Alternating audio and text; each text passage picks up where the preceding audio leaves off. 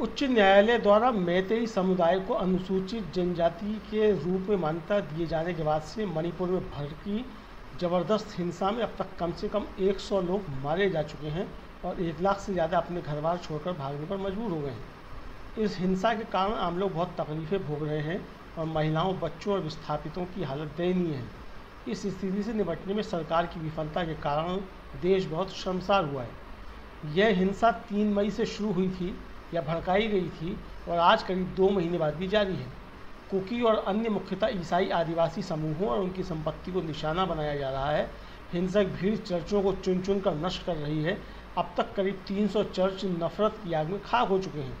इस बात का जवाब सरकार को देना ही होगा कि क्या यह ईसाई विरोधी हिंसा है। इस हिंसा के शुरू होने के बाद से माननीय प्रधानमंत्री ने इस मुद्दे पर अपना मुंह खोलने की जहमत नहीं उठाई है। जिस समय मणिपुर जल रहा था उस समय प्रधानमंत्री कर्नाटक में अपनी पार्टी के प्रचार में दिन रात एक किए हुए थे।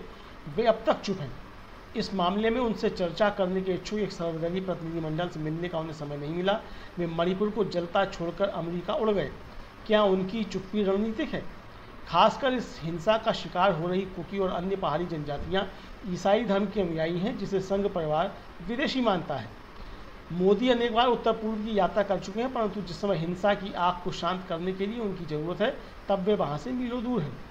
गृहमंत्री अमित शाह ने कर्नाटक में ताबड़तोड़ प्रचार करने के बाद काफ़ी वक्त दिल्ली में बिताया और फिर वे मणिपुर पहुँचे। उन्होंने वहाँ खूब बैठकें की, परंतु नतीजा सिफल रहा। मणिपुर में अब भी हिंसा जारी है।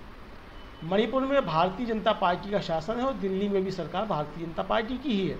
अर्थात मणिपुर में डबल इंजन की सरकार है, जिसके बारे में कहा जाता है कि वह विकास की गंगा बहा देती है।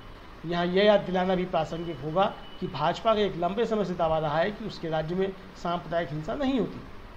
उत्तर प्रदेश के पूर्व पुलिस महानिदेशक डॉक्टर विभूति नारायण राय ने अपनी लब्ध प्रतिष्ठित कृति कॉम्बेटिंग कम्युनल कन्फ्लिक्ट्स में लिखा है कि अगर राजनीतिक नेतृत्व की इच्छा हो तो किसी किस्म की भी हिंसा को 48 घंटे के भीतर नियंत्रण में लाया जा सकता है। और मणिपुर में तो 2 माह से हिंसा जारी है। ऐसा प्रचार किया जा रहा है कि मणिपुर में कुकी और अन्य पहाड़ी कबीलाई समूहों का कृषि भूमि के अधिकांश हिस्से पर कब्जा है और मैतेई लोगों को जमीन में उचित हिस्सेदारी नहीं मिल रही है। वर्तमान कानूनों के अनुसार आदिवासियों की जमीन गैर आदिवासी ना तो खरीद सकते हैं, ना ही उस पर कब्जा कर सकते हैं। मणिपुर की कुल आबादी में मैतेई का प्रतिशत 53 और कुकी का 18 है। शेष आबादी में अन्य पहाड़ी जनजातियाँ शामिल हैं। पहाड़ी जनजातियों का दानवीकरण किया जा रहा है। उन्हें अफीम उत्पादक, घुसपैठी और विदेशी धर्म का अनुयायी बताया जा रहा है। मुख्यमंत्री पीएन सिंह ने हिंसा के पीछे राजद्रोहियों का हाथ होने की बात कही है।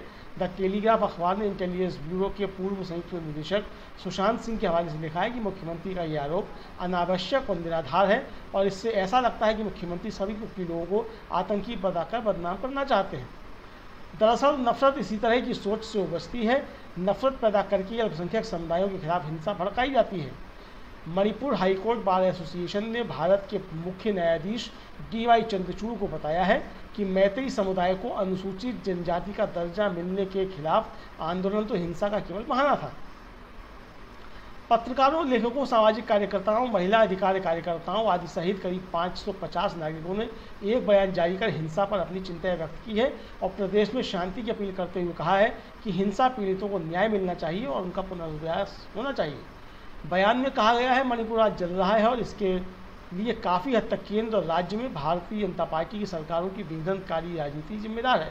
और लोग मारे जाएं उसके पहले ही इस गृह युद्ध को समाप्त करवाने की जिम्मेदारी भी उनकी ही है। बयान में बिना किसी लाग लपेट के कहा गया है कि सरकार राजनीतिक लाभ के लिए दोनों समुदायों को आश्वासन दे रही है कि वह उनके साथ है, जबकि असल में दोनों समुदायों के बीच लंबे समय से चले आ रहे तनाव को और गहरा कर रही है। उसने वर्तमान संकट से निपटने के लिए संवाद के आयोजन की अब तक कोई पहल नहीं की है।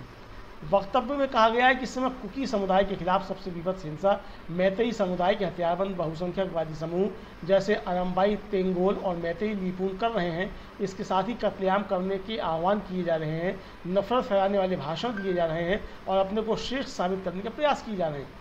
इन खबरों की सच्चाई का भी पता लगाया जाना चाहिए कि उन्मत्त भीड़ महिलाओं पर हमला करते समय रेप हर, टार्चर हर के नारे लगा रहे हैं। आरएसएस के मुखपत्र ऑर्गेनाइजर ने 16 मई के अपने अंकों में संपादकीय में अचंभित करने वाली बातें कही हैं। उसने कहा है कि मणिपुर में खून खराबा चर्च के समर्थन से हो रहा है।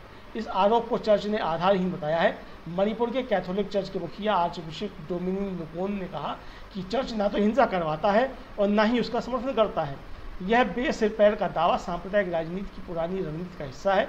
जाहिर है कि वे इस तथ्य से लोगों का ध्यान हटाना चाहते हैं कि मणिपुर में 300 से अधिक चर्चों में या तो आग लगाई जा चुकी है या उन्हें नुकसान पहुंचाया जा चुका है। अगर चर्च को इस टकराव के खलनायक के रूप में प्रस्तुत किया जा रहा है तो अरम्बई, तेंगोल और मैतेई लिम्पू जैसे मैतेई समूह द्वारा की जा रही योजनाबद्ध और बड़े सफाई से अंजाम दी जा रही हिंसा पर पर्दा डालने में भगवा प्रेमी मीडिया को मदद मिलेगी। यह कहना है पत्रकार अंतो अक्रा का। वे बताते हैं मणिपुर में वही हो रहा है कि कंधमान में 2008 में हुआ था। जिन गाँव में चर्चों को नष्ट किया गया है उनके पास्टरों से शपथ पत्र भरवाए जा रहे हैं कि अब वे वहाँ नहीं लौटेंगे।